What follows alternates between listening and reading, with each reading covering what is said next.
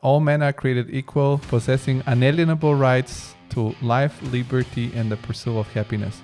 We choose to go to the moon, not because it is easy, but because it is hard. Lewis and Clark, I think. Yeah, Jefferson. Yeah, we're Lewis and George. Exactly. Explorers of... podcasting. Yes. Do we have other points about the Americans being the best in the world? We did blow them a lot. Come on, guys. If you don't subscribe to this channel after this podcast and you're from the States, you're not patriotic.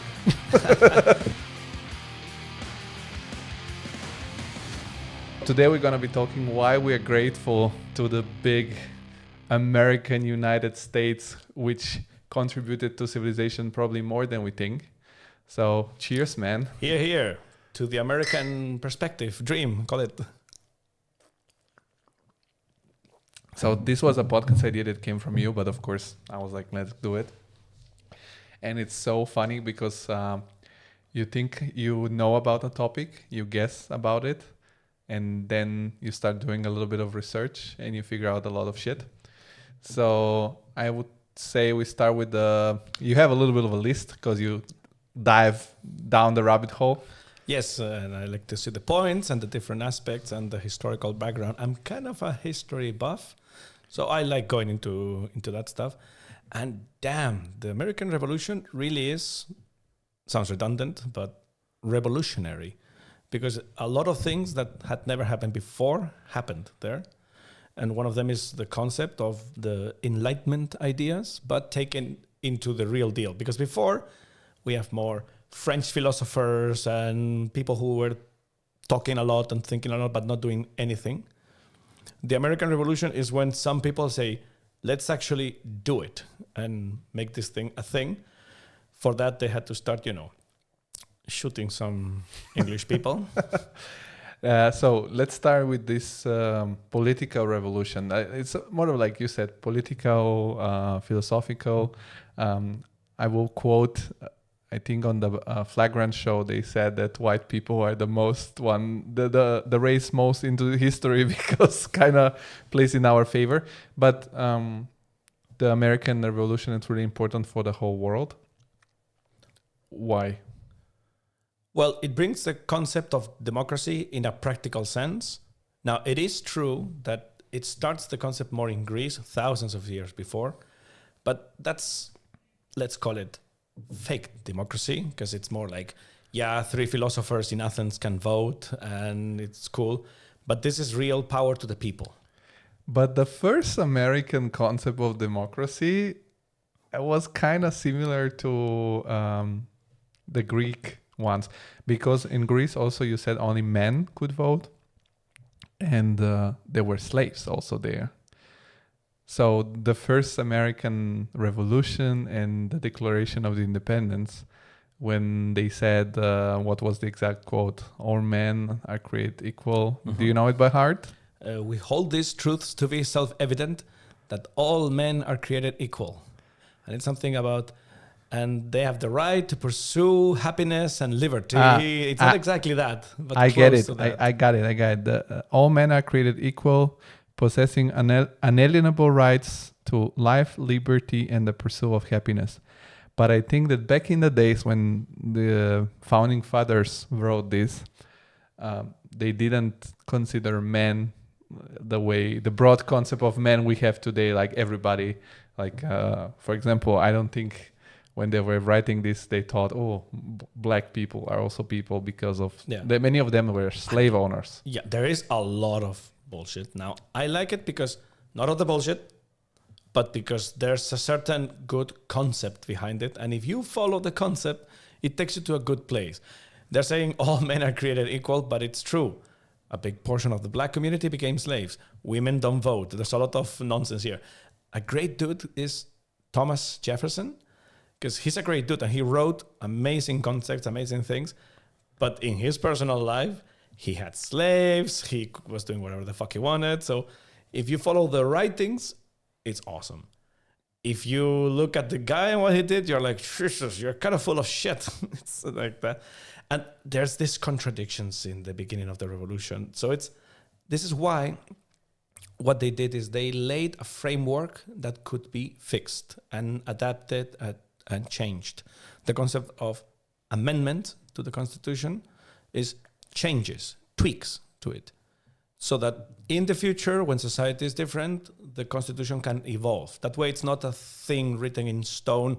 These are the rules and fuck everybody. It's more work in progress on an open-ended perspective. That's the deal here. So we can say they planted a seed.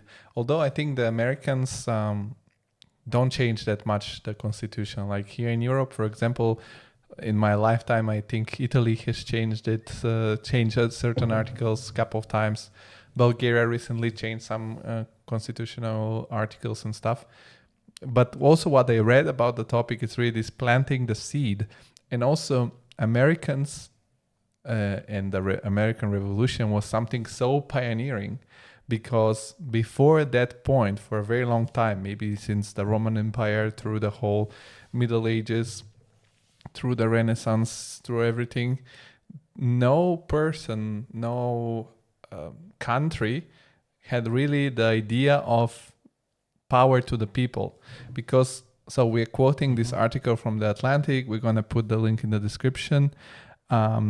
And also one thing that was written in the, I think, again, in the Declaration of Independence, it's, I don't know the exact formulation, but that the power is given from the people, and the governed has also the power to change, who is in charge. Exactly. And until then, everywhere you had the ruler, the king, the, like it was sort of like normal to have dictatorship, authoritarian governments. And it's awesome, the argument from those kings from the time, because it's, why are you the king? Well, God chose me. And also I have this huge sword and cannons. Those are the arguments. It's like, okay, and the American experiment, it's the governed governing. So the governed, the people, we can say, are choosing the government. I think it's almost certain that when Washington became the first president, he was offered to stay in power. But he, who was and to be king, cool dude, actually. yeah, but he was the man, and he said, no, I'm going to leave power, and then the next one will be the guy in power, which was Adams. And it's not like he liked Adams. He just understood it doesn't matter that I like this guy or I don't, but it's important, this transition of power. It's a super modern concept for the time, which you mentioned this last time, that it's true, the US as a democracy is not such a young country. It's young-ish, but it's a relatively old democracy. Yeah. There were not many democracies before that, or any. No, there were none. And this concept of revolution, and also like, but they had to create this role of the president that was sort of like monarchic, because it was important, and it's still important until today, that you have a certain type of leader that shows to the rest of the world the power of your country. And I think this is why it's so weird now that they have these two candidates. Also, I read this very funny story in internet that one guy in Texas renamed himself. His first name is literally, and his last name is anybody else. And he is a presidential candidate, so he will have a check with literally anybody. Literally anybody else. Okay.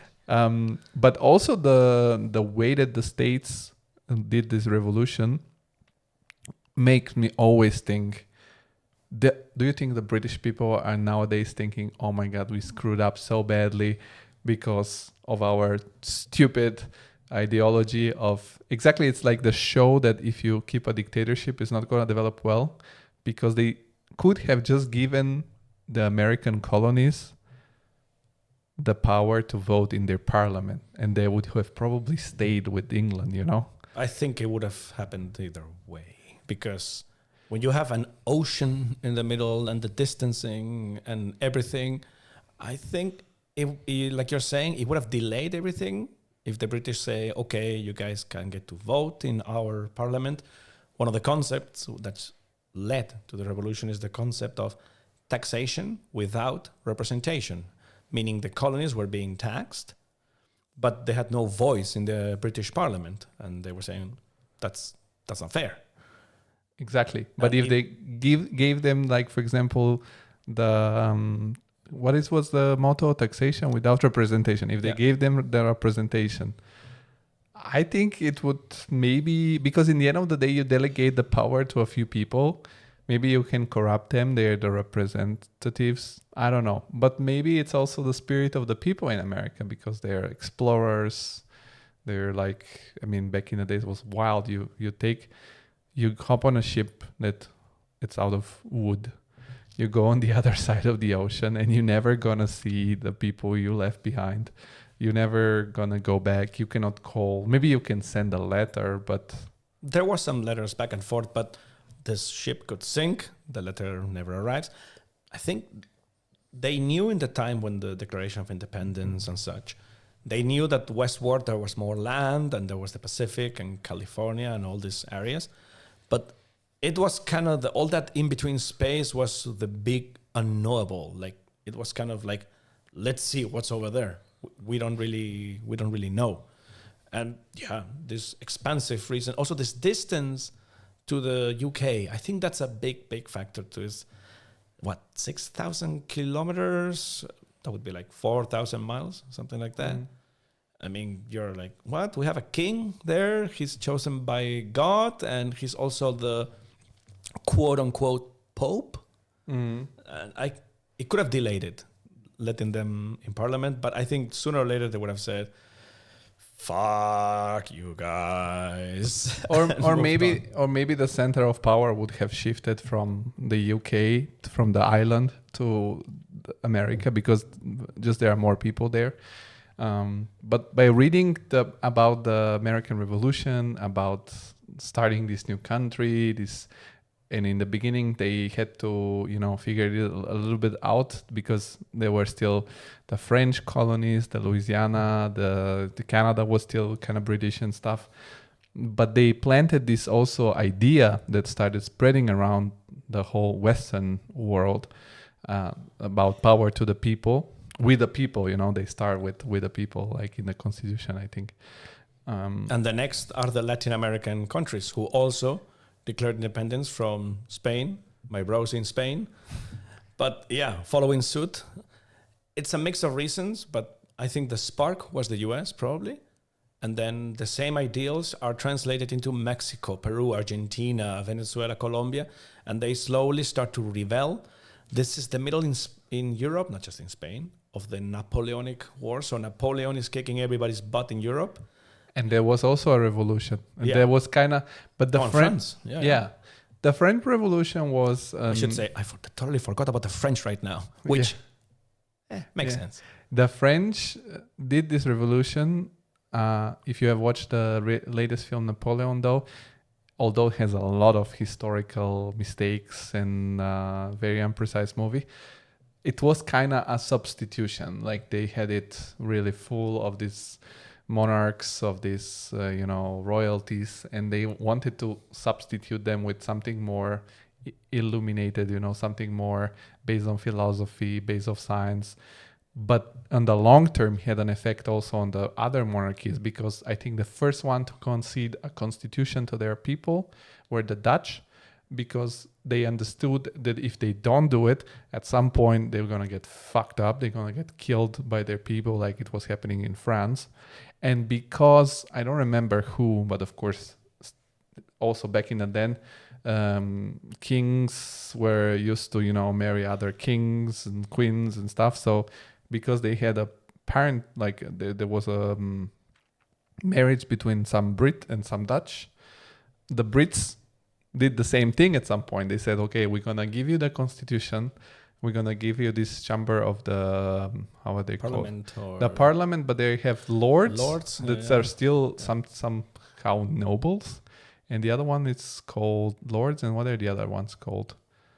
In the US is the Senate, but they don't have a Senate. No. In England, it's just the lords and the whatever, the popular guys. And this is how they maintain the monarchy, which became this very just representative institution. But till today, officially, they just conceded the power I don't know if they can take it back somehow, but I don't think so. I mean, yeah. Even if they could, we know they don't have the authority. Like they would have to do a coup and take over the country. And every monarchy in Europe they're all in the line. Like one fucked up move, one wrong move, and you might lose everything here. So they're all, I think, walking the fine line between, yes, of course, power to the people. We're all democracy here. I'm just a representative, because they know they're in a risky place right now. I totally forgot about the French. They're the next. You mentioned after the US, the French, but it was super chaotic. The French, way more than the US. Like the bloodbath that happened in France after the revolution. It's not like, yeah, we took care of the king and now we put democracy. No, it was brutal, and some monarchies came back, like Napoleon became emperor and all that jazz. Because they needed, in the movie also you see, they needed to be like royal, God-chosen people whatsoever. I think they asked the US during the French Revolution. The French asked the Americans, hey, can you help us? And the US were like, no, I'm busy building a constitution here and a country and everything. No, I'm going to skip it. They did a bit against the British, because they were also fighting the British at the same time, but they didn't help that much, the French. The French they were a bit, these guys who helped them with their own, they're not helping us now, but, But they did the Louisiana Purchase in that period because Napoleon needed money. Mm-hmm. So they bought, you've seen how big is that piece of land. Jefferson. They bought it for $6 million so that Napoleon could fund his wars towards Russia. And they sent the explorers, what they were called, Lewis and Clark, I think. Yeah, Jefferson. Yeah, and we're Louis and George. Exactly. Explorers of... podcasting. Yes. Like, God help us. Yeah, and they did that. And this is also... when they did the revolution, they stayed, though, in a very good relationship, let's say, with the British at some point. So it's... But this was a very crucial cultural change for the whole Western world, let's say Europe, America, South America. Also, I read that there was the Ottoman Empire back in the days, which was ruling over the eastern part of Europe. So Greeks started their revolution and Bulgarians started their revolution. And this is how basically there was this spread of freedom. This biggest exportation of democracy was done by example, actually, and not by wars. Some of the American viewers are now creaming their pants. Freedom. Mm-hmm. But you know what? It made me think. I watched this series of reportage interviews called the Putin Papers. And there is Putin and the presidents, the different relationships between Putin and American presidents. And actually, the analysis that came out is that the biggest problem of Ukraine for Putin was exactly that this country, it's very close culturally to Russia. They're not the same country, but they're very close. It's like Portuguese, Spanish, Italian, Spanish. They're very close, but different people, And by Ukraine, by turning more and more in a free country, in a democratic country, that there is a free market, that people start become more successful. Maybe the GDP per capita is higher. You can, if they join the EU, they can travel around Europe without any visa, without any border. This is gonna make an awakening moment in Russia. Mm-hmm. Because they will be like, what the fuck? Like, look at the Ukrainians. They are doing something different and they're much better than us. So if your regime in power, you cannot consent this idea. What I don't get, and maybe I'm being naive here. Well, for sure I'm being naive here. I think Putin, even though he's a ruthless guy, he's kind of logical. And I'm guessing, and this is a wild guess, that he wants the best for Russia. No. So I mean, he wants the best for himself. Wouldn't this help Russia as well? If they became a more because this is the thing about the US, that what they did really worked.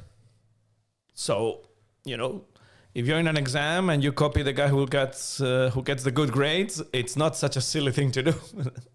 But the thing is that Putin wants the power and wants the money. He rules everything. And in America, despite who is the president doesn't rule everything. The president cannot, even now, for example, the president cannot say, like, send these weapons to Ukraine without the Congress. Mm-hmm. So Putin doesn't want that. This is good for Russia, maybe, but it's not good for him because he rules the country as a mafia guy. And when you're a mafia guy, everything gets solved by violence.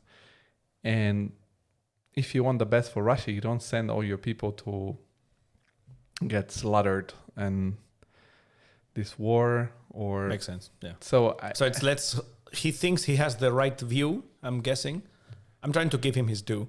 He thinks my way is the right way, and I'm going to put my way whatever means necessary. If I have to give somebody a tea with a special sauce, I'm going to do that and screw everybody else. Because I'm guessing he has a vision of like let's call it a glorious Russia or something like that. It's not just me, power, money. I don't know. I'm not in the guy's head, but I'm guessing. But he wants a glorious Russia in the mind of the Russians. Like imperial. Then. But, for example, Russia looks strong, let's say, because they are starting to get momentum, starting to win. But at which cost? So how many people died there? And also, in this case, it's not about killing a single opponent or something. Of course, you have to do that because when you're a strong man, when you project this sense of power, you cannot let any idea of weakness go out in the public. Mm-hmm.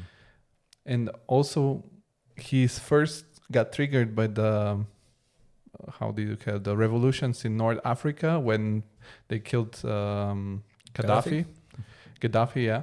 They killed him, and he got really fucked up there because he said, okay, the Americans did this thing to kill this guy. Why they wouldn't do the same? And they do it shortly afterwards because, of course, through the non-governmental organization, the NGOs, they have this sort of influence in the culture of Ukraine. So they spread the culture of exactly freedom, this culture that it's... But they believe it. It's not only that they don't believe it, because it's safer if there is a democracy all over the place. And he thinks, okay, they weren't going to start a sort of a Slavic spring, the Slavic spring. The Slavic revolution in Ukraine, in Belarus. And then in Russia, they're going to start wanting a revolution too. And he doesn't want to get killed, because dictators, they live in only one way, their power, by dying, whether natural causes or not natural, but that's the way. I know, or I don't know, but my understanding about Gaddafi is that he was kind of a prick. But these videos of him when they killed him, I felt bad for the dude. He looks like, what's going on with the blood and everything? It's like, okay, damn. I feel bad for the guy. It's not all innocence here. There was a reason why the Western powers took care of him. The problem is that there was no plan what to do afterwards. But yeah, so I think there is this parallel between the American origins as a United States through their really embedded idea of freedom and democracy and the power to the people, and also like the nowadays wars that we see, they're very similar. And I think that Americans should think about it when they don't want to help some country that it's on the way to become a democracy, to think about back in the days when... I see two ways in which the US, let's say, project power out. One is introducing war to places, which it's not the best way, I would say. Kill everybody and reorganize the scene after. The other, which I would call is the better way, which one could argue is the way they did in Europe, is to set up a set of rules. Like, this is the game we play. And if you want to play with us and you play with our rules, you're going to be rich. You're going to develop wealth, technology, your society. But you have to play through these rules. Mm-hmm. Now, you could call it bullying, you could call it pushing. It's tricky because it's true that those rules often work out and societies become wealthier and they develop better. The alternative way of let's bomb the shit out of somebody and replace whoever's in power with somebody else, we could argue that if that's any moral issue there. It's the thing. I was thinking about another thing. Actually, I listened to another podcast about that today, that the Americans do these revolutions also because they want to train their special forces. So they send their special forces like to... That's fucked up. Yeah, and the SEALs have this capacity to... Also the Green Berets. Actually, the Green Berets have this sort of like a part of being badass killers. They have the capacity to infiltrate themselves within the high society classes in a country and, create tensions and stuff. And of course they do these wars in a way that, of course, it's advantageous for the United States or somehow creates more safety net for the country. So do they enter as expats? Like, I'm an expat here trying to invest or working in a high-end job for something, but it's actually a Green Beret or a CIA dude, and he works his way through. Most likely, I don't know exactly how they do it all in an operation way, but they go into the country and they fuck up. Jesus. Like they don't know, infiltrate somehow, create connections. Maybe it's the way you said, they are rich people. Sometimes they are, for example, this CIA guy was saying that actually CIA is the most diverse agency because the CIA is focused on the foreign policy. They are collecting intelligence about other countries. They don't collect intelligence about America. And that's why he said in their authority, they can do all this crazy illegal stuff like smuggling drugs, let's say traffic firearms, do all this crazy stuff because he says we're doing something illegal, not on American soil. So we're not doing it here.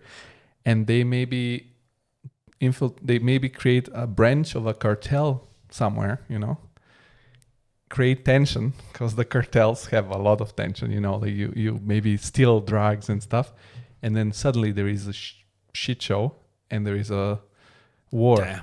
Like now in Ecuador. So they create this shit show in the US. It's illegal, and because they follow the US law, they cannot do this in the US, but they can do it. Yeah, outside of the US because it's not followed by, let's say, US law. That would be. Yeah, they don't. The US tells them you don't do anything of these things in America, but outside of America, you do whatever it takes to project our power, to project our interest. We don't care if it's drugs, firearms, I don't know, human traffic, but I guess too. So it's like free to... And they need a diverse staff because you cannot set a guy that looks like Brad Pitt cannot go to Nigeria and infiltrate there. You need a guy that looks Nigerian or as much as. Yeah, or if you want to go, like, let's say something more stupid, Bulgaria. Like, you cannot send a guy that... You have to understand the culture of the country, because if you want to create connection, if you want to influence people there, you have to understand how the culture works. The same thing is what Russia is doing with their bot and troll farming on social media. They have people that are very self-aware and with very good knowledge about the culture in America. So they can create these very good memes. They make a meme about something and they place a seed in your mind that, I don't know, you hate Biden or you hate Trump or whatever they want to do. But basically, they don't have really, for example, also the states, I guess, they don't really have an outcome in mind. They just want chaos. Okay. Wait, meaning there's no end mission. There's no end goal. Let's throw some chaos and see what happens after. Yeah, there is no like I don't think they know who is the guy they want in power. Mm-hmm. It's not like, let's say they want to create chaos in Spain.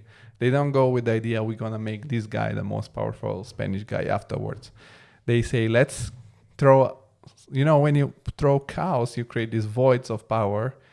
And maybe after the voids are created, you can see how you can fill them. But often it doesn't happen the way they want. Like, look Libya, look like all these places. I would have one note to possible American expansionist, imperialist, whatever you want to call it. If you want to create chaos in Spain, just leave it up to the Spanish. They will create the chaos themselves. Yes. It's not... Yeah, so this is one way to how do you say, to show power, to project power. You can see and sort of... Because in general, I am pro-US for many, many things, but you can also see what are the beautiful parts, the ugly parts. The US also seems to have a certain, I was going to call it obsession, but let's say addiction to control of energy resources. We're talking here oil, gas, this kind of thing. There's the classic joke of a guy putting too much oil in the plate and the American army shows up to seize the plate. I saw all these memes, when there is like, there is a guy dressed like an Arabic guy who just puts a stick in the ground and oil start coming out. And then the moment the oil starts coming out, he's all scared and see all these bomber. All the drones. the bombers the coming. B2s. Jesus. The energy. Yeah. It's a... Yeah, but let's talk about the energy. Then we talk about how actually they made it the world safer, because they did this sort of institutions after World War II that were much better. But if you think about it, also now we talked last time about the pipeline Nord Stream. Mm-hmm. They blew it up, and then where do we buy liquid gas now? We buy it from them, or we buy it from Qatar, but we have to buy it from them. And they, in this way, by keeping the energy, they keep also the economy. Because if Germany does something they don't like and then don't send 2 shipments of natural gas, we're fucked. Like, pretty much. The industry is going to be fucked. Yeah, you're going to buy it from Qatar, but now there is this problems in the Red Sea. So maybe, who knows, the ship with the liquid gas explodes. Yeah, I think the Yemeni are, well, in Yemen, there's the Houthi branch, which are like more radical dudes. And when they see ships going through the Red Sea that belong to either Israeli or American, they're trying to shoot rockets or stuff on them because of the mess in Israel. And they say this is the same technique of, like, financing these groups used by Russia and Iran. And China, no, but Russia and Iran for sure. Do you think Yemen needs some freedom? No. I think they're looking to get freed. No, I don't think so. I don't think they're going to do anything of that because they're just too scared of... Not scared, but America doesn't want to not get worth it. it. Yeah, not worth it. Yeah. But they have this super efficient way because they use these cheap drones that you send a bunch of them. And even if 95% of them get shot down, 5 hits the ships. They did their job.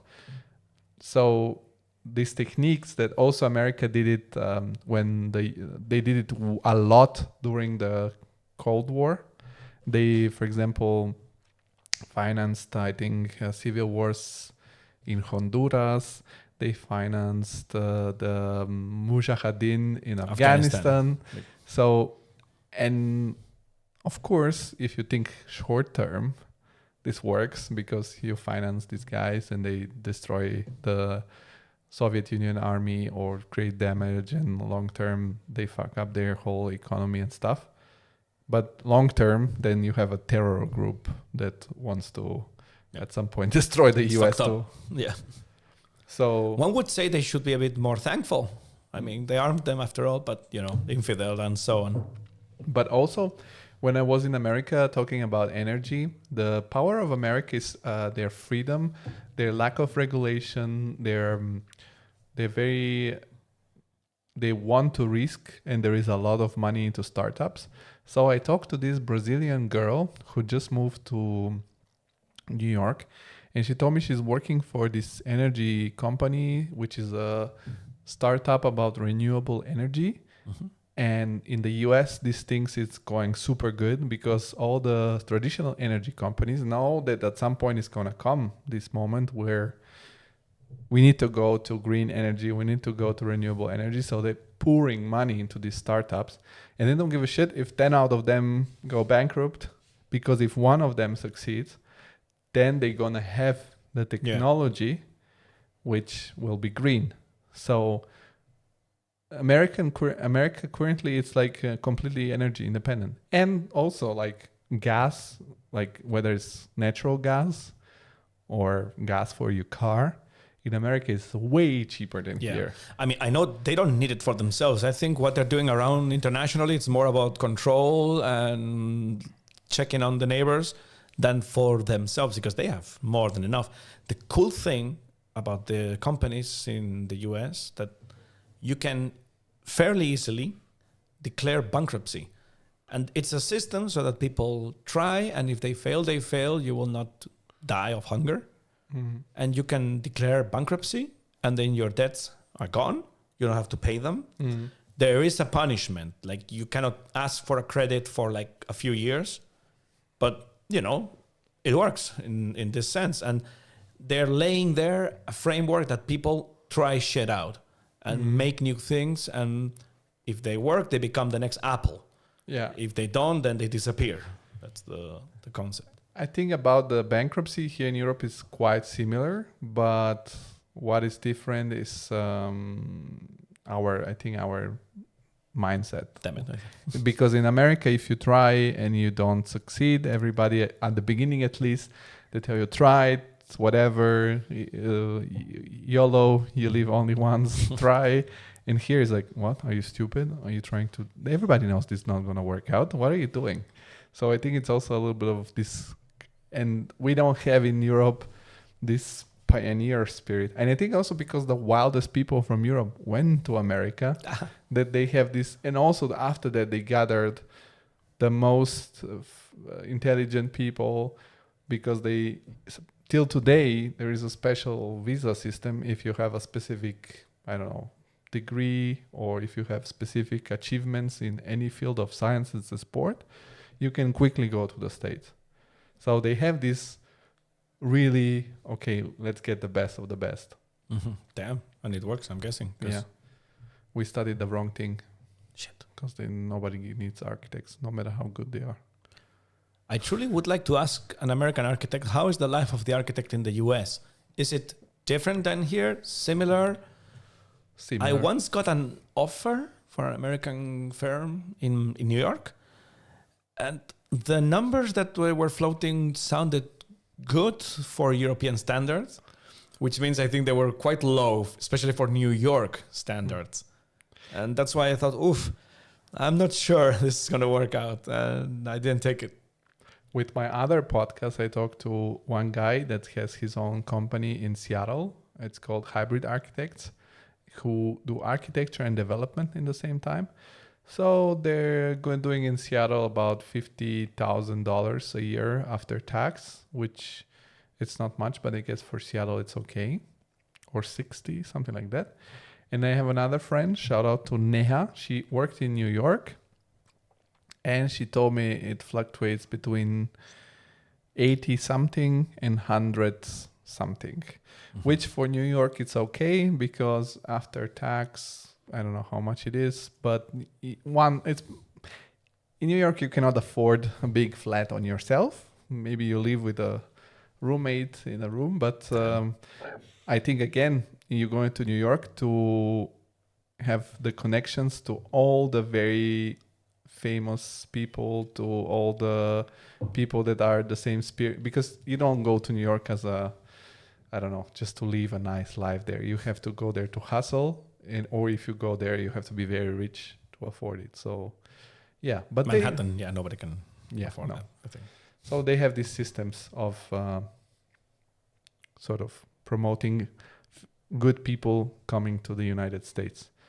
And it works so far. They have all the scientists, all the engineers. The regulation thing you mentioned, it's a double-edged sword, because on the one side, it's true, you get things moving quicker. On the other side, sorry for the American viewers, your food sucks. It's not great. No, yeah, but many things. And I think here, it's not that people are smarter, they make it better. It's because there's a bigger regulatory body. And so they control more, okay, not too much sugar, not too much of this. It's not so... People cannot go wild. But it's about everything, like cars also. This is why they're not going to sell the Cybertruck in Europe, because the Cybertruck is above 3.5 tons. And in Europe, such a big car can be driven only with the Class C. Truck driver. Yeah. And you're not going to make another, how do you say, driving license in order to drive a Cybertruck. So it makes no sense. Pretty much. And guys, I was there when I was in school, and food at school, nuggets on Wednesday, pizza on Tuesday, burgers on Thursday. It wasn't great. I should say, for a 10-year-old kid, it's awesome. For an adult, you would say, oof, that wasn't the best thing ever. Yeah, but also I think we have a different taste. Like if you grow up in the States, you develop this different taste. Because I tried this drink from Logan Paul, this Prime drink that was super hyped. And I tried in America because there was not any of this in Europe yet. And I drank it and I was like, what is this shit? It tastes awful. And now they released it here in Germany. I said, okay, let's try if it's different. And it is different. They do a different taste because we have a completely different taste.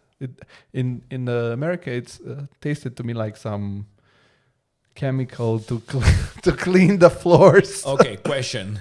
Would you give up our amazing German beer for one of those drinks? I think I wouldn't. No. But also, like, I think everything is different. But also European stuff. Drink carefully. Yeah, in European food, like Nutella, it's made different for Italy and for the States. Because they say, okay, in the United States version, we do more palm oil because they don't understand what the fuck they're eating. And in the Italian version, we do more cacao and hazelnuts and stuff. Yeah. Okay. The food. So, yeah. What do we have? So we said energy. The big elephant in the American room, the military-industrial complex. But let's move to one positive thing before we go to another tricky one. They created a lot of, like, we have to be thankful to the United States of America for creating a great system globally that prevented so far World War III. Because, of course, they did the nuclear bomb, which is a big, like, no. Although, I don't know, if there is like a shooting of all the nuclear bombs, it's going to end up quickly. Not going to last long, this war. We're gone. But what they created was the UN, the United Nations, in New York, based in New York, where they said, okay, let's put in place this system where everybody on this planet come together and we first try dialogue to solve issues. And if you see, it's a projection of the federalist system that they had, because they have the states and the federal government as an overviewer, let's call it. It's not exactly that, but something like that. And this is almost like a federal government of the world. Yeah. And not states, but the countries have each. Exactly. So they created this thing, and also they created the International Monetary Fund to, give loans and help each other out, and the World Bank. And by setting in place these financial and political institutions, they created this, they planted another seed for more dialogue, for more, avoiding this, hot conflicts, hot wars. Between the big dogs, especially, because we all know that's the problem with nukes, because on the one hand, they're the most horrible thing humans have ever invented. On the other hand, I truly think it's the only reason World War III has not happened. Oh yeah, of course. If because everybody's scared of that.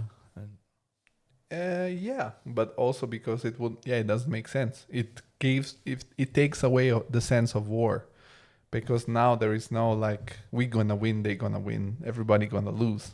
Exactly. So, but I mean, in the end of the day, you don't know who's gonna be the crazy person in charge, either side. I don't know. Trump comes to power, takes a coup, says like "fuck off, North Korea." Press the button, wiped it away. He said that, he tweeted that like, I got a bigger rocket, stronger rocket. I think I was messing, but damn. He called the North Korean dictator Rocket Man. I think if the US blows up North Korea, it probably wouldn't end the world. Well, maybe it would, I don't know, because the Chinese might react to that. And the moment you see missiles flying on your radars, you don't know where they're flying to.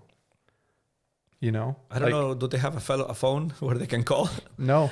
Wait, the White House has a phone with direct connection to the Kremlin in Moscow. Yeah.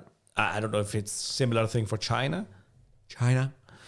But there is a certain line of communication that I have no idea if this works like that, that they could say, yo, this is not for you, okay? I doubt they would ever do that, to be honest. But. For example, I heard this story also that, when the US declare a state of alert, automatically Russia has to declare a state of alert. Because state of alert is something where there's a no-fly zone, all military jets are scrambled, and nobody fucks around. And they did that during 9/11. And in sort of sign of peace and understanding and cooperation, Russia didn't declare the state of alert. Because, it's like state of alert, it's sort of like, I'm ready to fight. And if somebody's ready to fight, you have to show that you're ready to fight too. Mm-hmm. So this is the idea. But because Russia knew that it's not about them, they said, okay, like, you're ready to fight, we're not going to do anything. And they were so good, this relationship. But now, 20-something years later, I think that power corrupts. And I think that too much time long in power, you become a different person. Like, you can see it at work.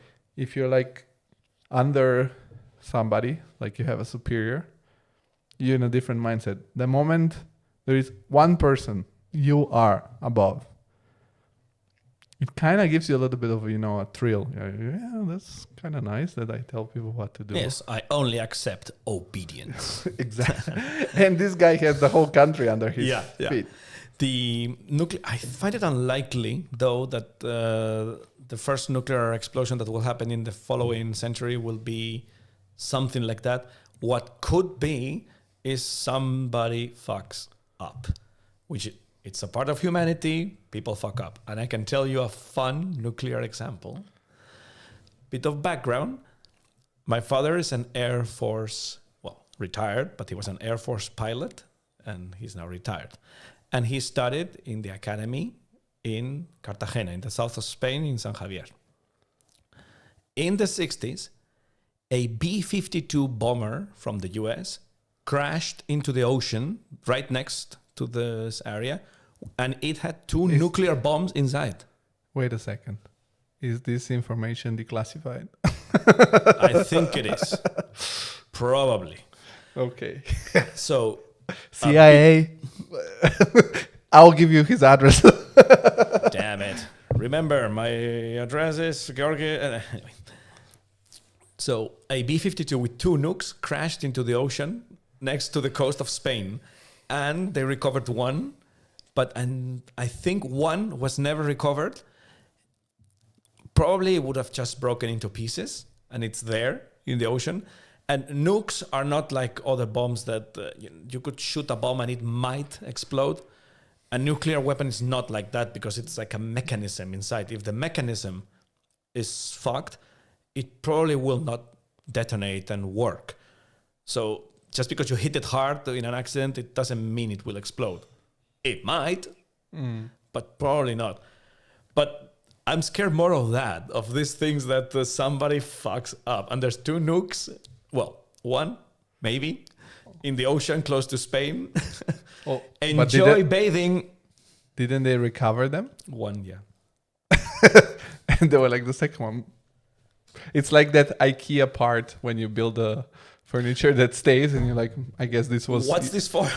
It's the 60s also. It's not so easy. Like, I think now scanning optics and radars are better, but in the 60s they were a bit more rough.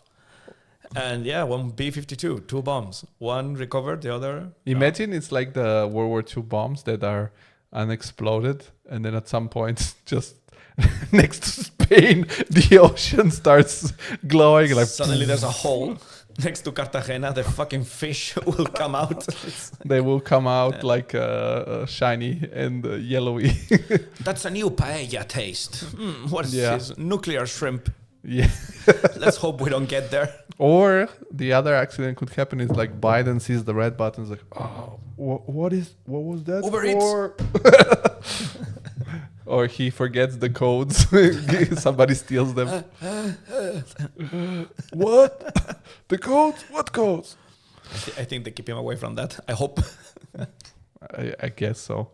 So yeah, this is a big thing. But I mean, generally speaking, it's a little bit like, flying on a plane.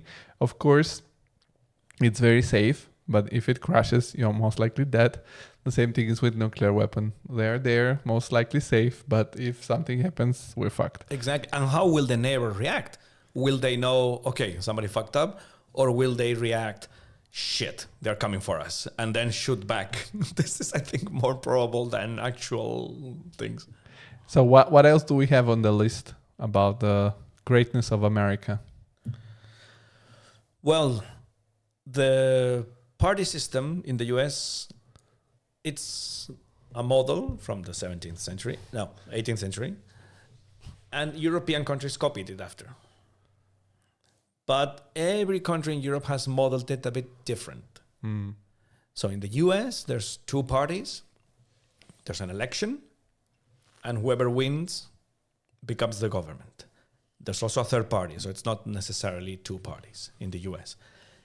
In Europe, in general, I don't know every country, but most of them, Germany, Spain, France, they have many parties. There's an election, and these parties count the votes, and they form a coalition, a joint government. You could argue the Europeans, in that sense, took the American system and made it a bit more complex and deeper, so that the votes count more and not ultimate power to the ruling government. The problem there is that to make decisions, you need for many, many people to agree, which is kind of annoying. In the US, it's quicker. I agree to disagree, because I know that in the 2 parties in the United States, the Democrats and the Republicans, they were used to have many streams of thoughts. It's like now, for example, they are the Trumpists that are the one wing. And then there are these people who called no-Trumpers, which are Republicans that wouldn't vote for Trump whatsoever. And in the Democrats, of course, for example, Joe Biden was used to be one of those more central figures. And then we have AOC, Alexandra Ocasio-Cortez, which is this younger woman that it's New Yorker. all about, feminism, all about diversity. So it's like super far left. And they have to figure out within the party the right candidate, like a majority. The problem is, I think now there is a lot of polarization. So even the central figures in the Republicans are moving towards Trump, and the center figure in the Democrats moving towards this crazy ass lefty ideology. And this broke the system, because the system was pretty good. Because as you say, like at the end, the decisions are taking quicker, and you have to just, make a deal within your party with all the different voices, which vary from. But I think social media, all this constant bombarding people with crazy ass messages is what destroyed the American system. Which is why I think they might need a third party. It might bring a bit of rumbling and chaos at the beginning, because it's a bit like throwing a monkey wrench in the engine. But it might put everybody like, okay, let's talk things out. I don't know. This is me being super optimistic, and it's probably not like that. I mean, I don't think it's going to happen. And I think that the problem with centrist party, we see this in Europe too, is that they don't win so many votes because the centrist party is like, you know, it's the most just or the most sort of reasonable choice. Mainstream.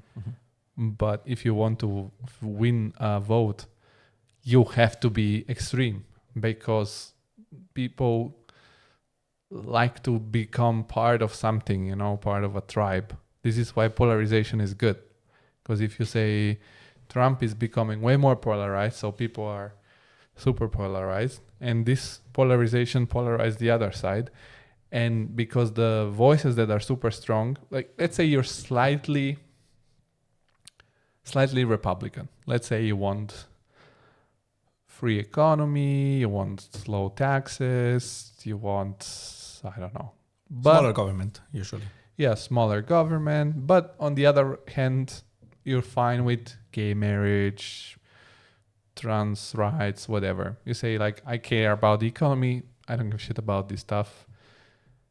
Now you have these super, how do you say, polarized people that are like, besides wanting smaller economy, less taxes, blah, blah, blah, they also like want Christian family, traditional family, fuck genders. No abortions.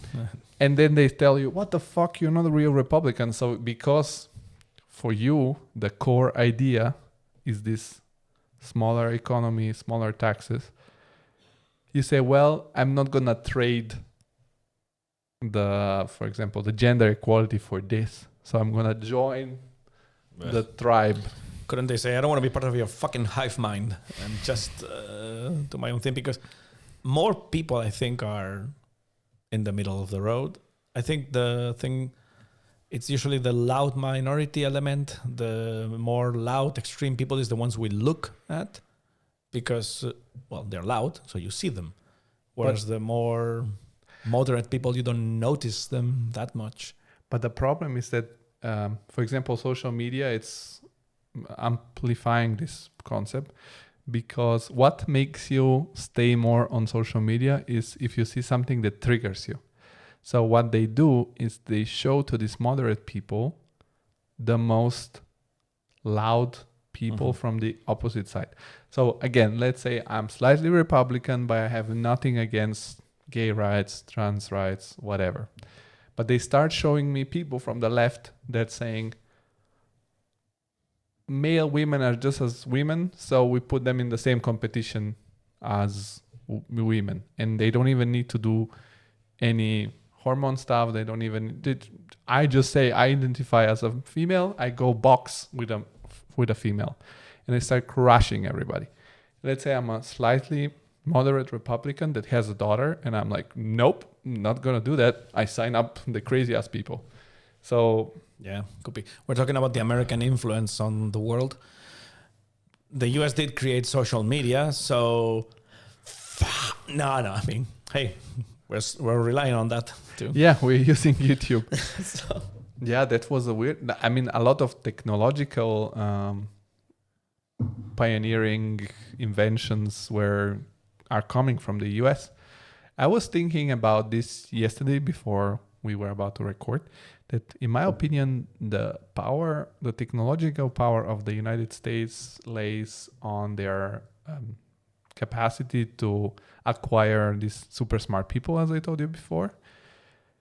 Also, they make it a business and they make it profitable. Think about the car. The car was invented in Germany. But Ford was the guy that figured out how to make it available for everybody. Yeah, before the Duke of Switzerland could buy a car, nobody else. Yeah. And Ford created the industrial process that any Joe could get a car. Yeah. Which is awesome. And the Nazis went to Ford to study his factories. And they reproduced this model. So basically... For the Beetle. Yeah, for the Beatles, they fucked up. The Americans fucked up by showing this to the Nazis, and they did it for the planes, for the weapons, for everything. Also, this is why, for example, the Soviet Union has the biggest if you think about like top of the top, the biggest bomb, the biggest plane, the biggest ship, the biggest stuff, it's all from the Soviet Union. And always I thought, what the fuck? Americans cannot do a bigger plane than the Soviets? What is this?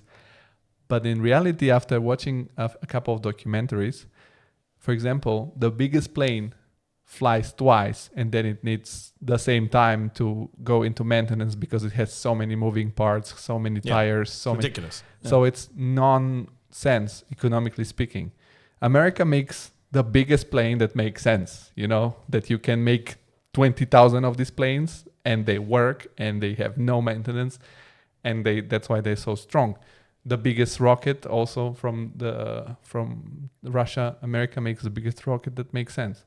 Now they're doing SpaceX. They said, okay, it's stupid to do space exploration through a state agency because it's so inefficient. We're gonna just make a competition for privates. They're gonna take all the risk of the money, and if they win, they get the big cash. And if they don't, also that's why Russia has more nuclear bombs than America, because maintaining the nuclear bombs is not cheap. Russians have this obsession, which it is ridiculous, like you're saying, to have the biggest of everything. The biggest nuclear bomb ever was the Tsar Bomba, which is a gigantic thing the size of a bus, pretty much, and it blew up like 100 kilometers, like 60 miles of territory in the North Russia Arctic Circle that nobody lived there. Or maybe, we don't know. And the US, in this sense, they're looking a lot at the production factory, the production value of things. There is a quote from a German soldier in the Second World War, because the German Tiger, the tank from the Germans, was much better than the American Sherman. Mm-hmm. And a German guy said once something like, one Tiger was worth 5 Shermans, but the Americans always brought 6. Yeah. So through sheer numbers, they totally overwhelmed them. That was and also the Tiger was better, but probably not that in that range. And I mean, Germany, it's a much smaller country. They cannot make as many tanks as America. Industrial capacity. The SpaceX thing, okay. This is something a bit opinionated, let's call it. I don't think private enterprise will push the boundary of space. What happens through human history is that government-funded expeditions push the boundary of what people do not know, and after that comes private enterprise and makes it more efficient. Like Columbus was funded by a government to explore. Spanish government. But then, let's say the Dutch East India Company, they're the ones who created all these routes of trade, and it became one of the biggest companies in the history of humanity. But it's the same. Dutch, not American, not Spanish. But the first step into the unknown was done by government-funded exploratory missions. I think for space would be similar. Like the first to get to Mars will probably not be SpaceX. I might eat my words in a few years, could be. But I think the first step of the furthest thing will be usually a funded government operation, probably American, because these things are extremely expensive. And then a private company will make it profitable and better and efficient. That's sort of my prediction for the future. But this is correct. But the question is, I think the first step we had already, it was the moon. And the moon, we went through Russia and through... No, Russia didn't go to the moon, I think. They tried, but then... America allegedly went. I think soon when they actually go to the moon, they have to check that spot if there is the flag. But the question, for example, these companies, usually also the British, what is it called? The Indian... The Dutch East India... No, the British one also was called something Indian something. Yeah. Anyways, but they started with the idea of going to the Indias, to Asia, and then they discovered America, and they were like, oh, okay, let's focus on America now. And we went to the moon, and 20, 30 years later, they say, okay, let's go back to the moon, and we go also to Mars, because why not? And yeah, I think it's similar path as you're describing it. But I don't know. And there's another big problem there, because the exploration of the world through this Columbus and the Dutch East India companies, this type of exploration in our planet, it had also an economical motive. The problem with the moon is that it's not clear what kind of economic incentive is there to get there. I mean, let's face it. Flex. When the US got there in the 60s, 69, I think it is, it was a military move. It was, our rockets are better than yours, and we can get all the way to the moon and back. Whereas to make it profitable, it could be because there's a lot of asteroids and resources in space that could be mined. So maybe there is a business case there, but somebody needs to make a business case that is not just let's explore stuff for private. But I reasons. think also it's because there is an opportunity for economic growth, because they need to build. If you start building a city on Mars, you need to start providing all the stuff to Mars.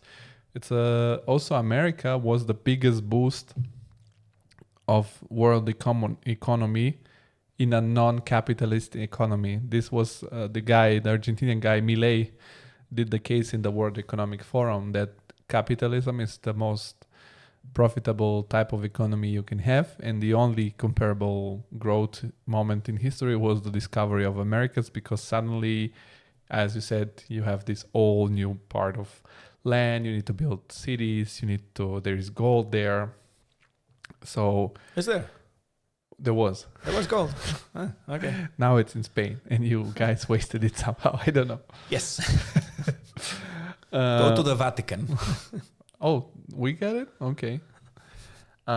Yeah, so this is probably gonna be it. The path to also grow the economy in this way. Could be. Yeah, that it drives development. And so new stuff is made to make that stuff possible. That could be... But talking about this also shows how America are the greatest people on planet Earth whatsoever, without any discussion. The best in marketing, the best in peep talks, the best in making badass things. Because also the speech of JFK is like, we choose to go to the moon, not because it is easy, but because it is hard. Yeah, I'm hard now. Yeah, but it's kind of cool. Like, I mean, It is cool. I don't quote ever a Russian of their speech. Yeah, you're right. But that's actually sad, because if you think about it, the Russians, when it comes to the space race, they got a lot of things first, like the first satellite, the first man, the first animal, the first woman. The first dead ones. All of those. The first deaths, probably. They got a lot of firsts, but not so much. The first of everything, also in that version. Yes, guys, Laika didn't make it. I'm sorry to tell you. How many, who knows how many Gagarins there were before Gagarin that we don't know about? That they're quiet about. I mean, openly, there's at least 3 or 4, I think. Because there's these 3 guys that came back from the capsule. At some point during the return, the capsule decompressed, and the 3 dudes inside died. So they arrived, their bodies arrived to the planet, but they landed dead already. Have you ever seen the first American capsule? I went to New York. There's the Intrepid Museum, and you can see the first Gemini capsule. Okay, no. And it's super small, man. It looks like a tub, imagine a round bathtub where 2 people sit. And people must have been much smaller back then, because Glenn, I don't know. It's super small. I mean, for people that go to the US, also, you have to go to the Space Museum in Washington, D.C. They have the capsule, they have the lunar lander, they have all this stuff. It's amazing. I wanted, but it was closed for renovation. Damn. Yeah, so I have to go back to DC. Awesome. I could spend 9 hours in that museum. Maybe I'll go back to New York, maybe this year even, because my family wants to go. And maybe I'll stay a few extra days just to take the train to DC. This time I'm going by train, because with the car was a complete disaster. And I will visit that museum if it's open, because I really want. I saw the space shuttle in New York, which is pretty cool, and I saw all the cool planes, but that museum I have to visit. I know it's epic. They have also the Saturn V, I think, inside. No, Pieces and stuff, not the whole, because the Saturn V is the size of a 33-story building. It's gigantic. I think in Houston they probably have it as a whole in Texas, but not there because it's just too big. But they have also the X-15. It was this hypersonic airplane. I mean, it's endless. The spacesuits, the Spirit of St. Louis, this airplane, that the first airplane to cross the Atlantic with Charles Lindbergh. They have awesome stuff in DC. Yes, if you go to DC, you should go to the Smithsonian and the art and la. But no, damn, like the Space Museum, to me, it's epic. I think this stuff compared to Europe. I mean, I went to the Met in New York. It's kind of nice.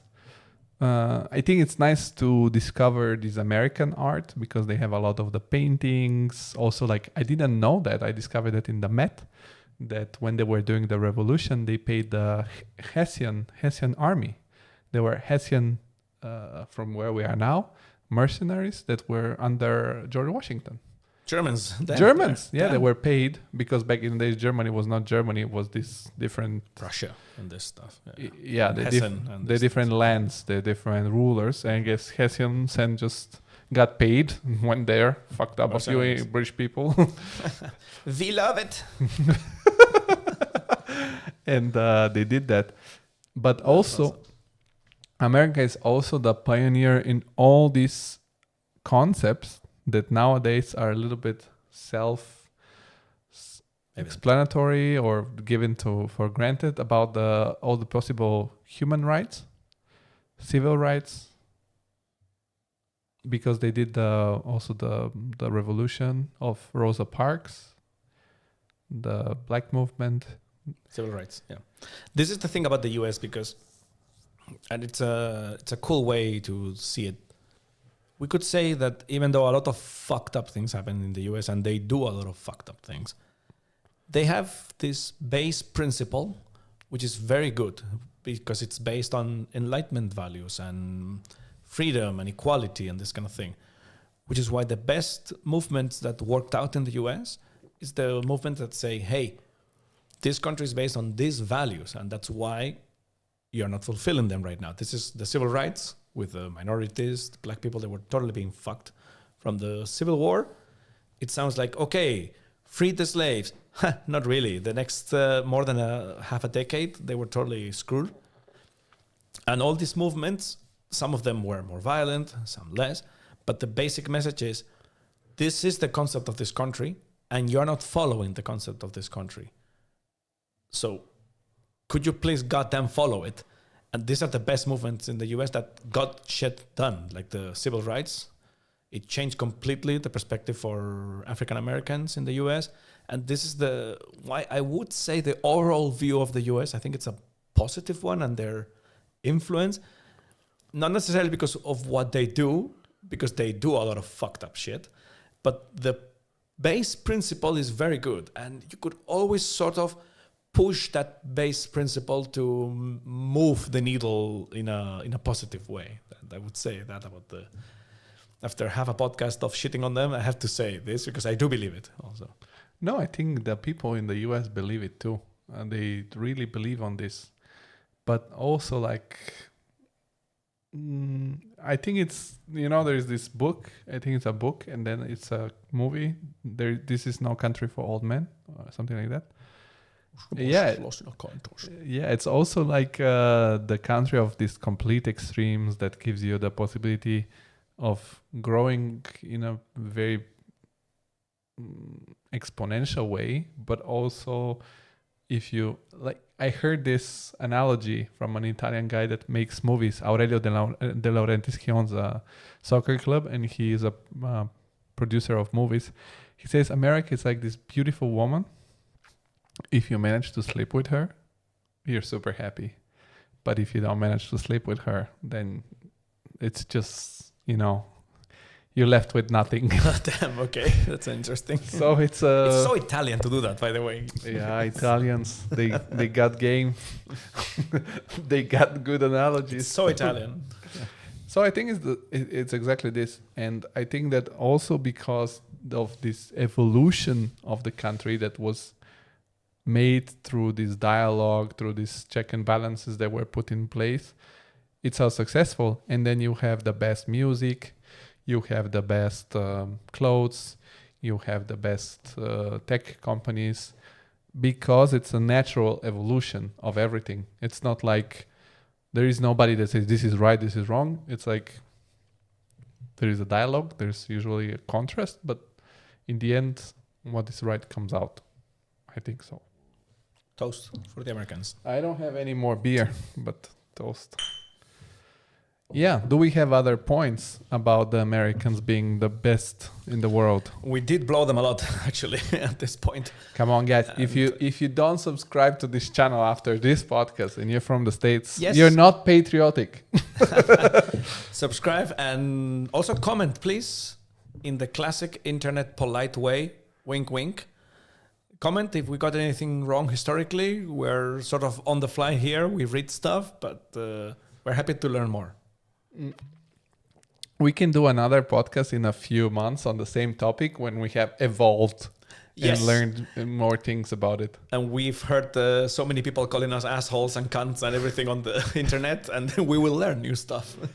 Great. Well, I think we're going to catch you up in the next one. Let's wrap this up.